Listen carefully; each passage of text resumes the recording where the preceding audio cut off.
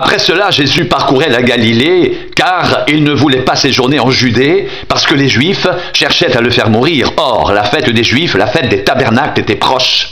Et ses frères lui dirent, pars d'ici et va en Judée, afin que tes disciples voient aussi les œuvres que tu fais. Personne n'agit en secret lorsqu'il désire paraître. Si tu fais ces choses, montre-toi toi-même au monde. Car ses frères non plus ne croyaient pas en lui. Jésus leur dit, mon temps n'est pas encore venu, mais votre temps est toujours prêt.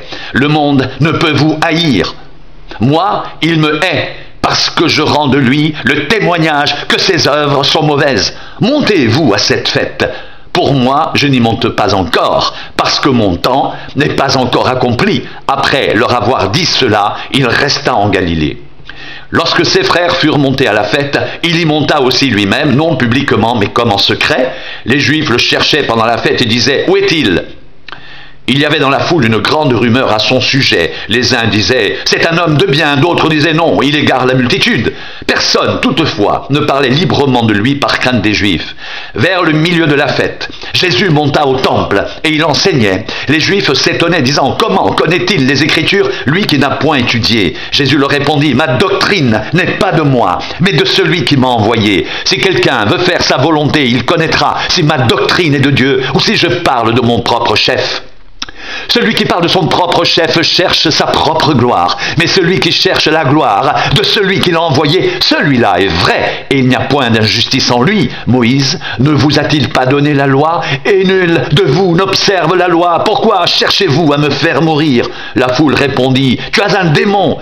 Qui est-ce qui cherche à te faire mourir? Jésus leur répondit, j'ai fait une œuvre. Et vous en êtes tous étonnés. Moïse vous a donné la circoncision, non qu'elle vienne de Moïse, car elle vient des patriarches.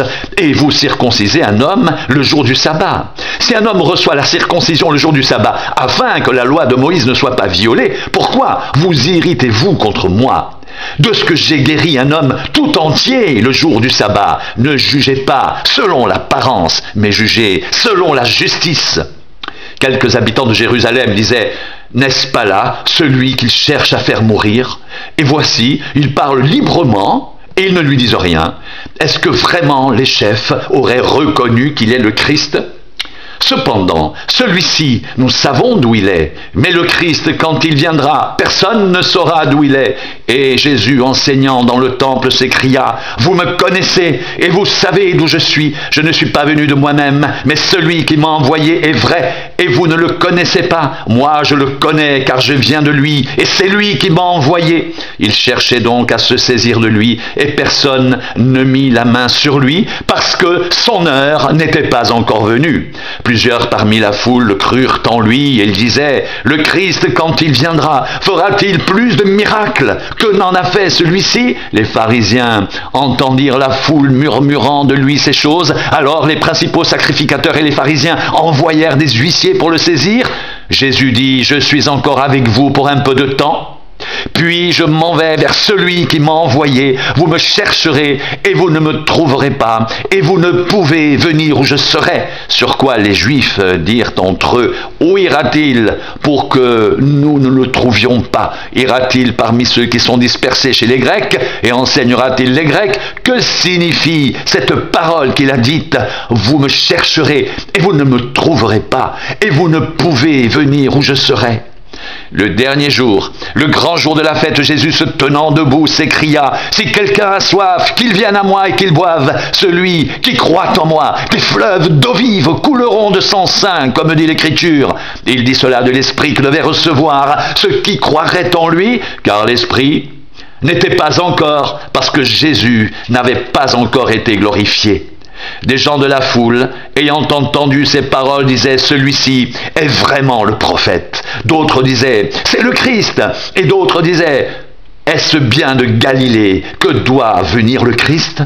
L'Écriture ne dit-elle pas que c'est de la postérité de David et du village de Bethléem où était David que le Christ doit venir? Il y eut donc à cause de lui division parmi la foule. Quelques-uns d'entre eux voulaient le saisir, mais personne ne mit la main sur lui. Ainsi les huissiers retournèrent vers les principaux sacrificateurs et les pharisiens, et ceux-ci leur dirent, « Pourquoi ne l'avez-vous pas amené ?» Les huissiers répondirent, « Jamais homme n'a parlé comme cet homme. » Les pharisiens leur répliquèrent, « Est-ce que vous aussi, vous avez été séduits? Y a-t-il quelqu'un des chefs ou des pharisiens qui ait cru en lui?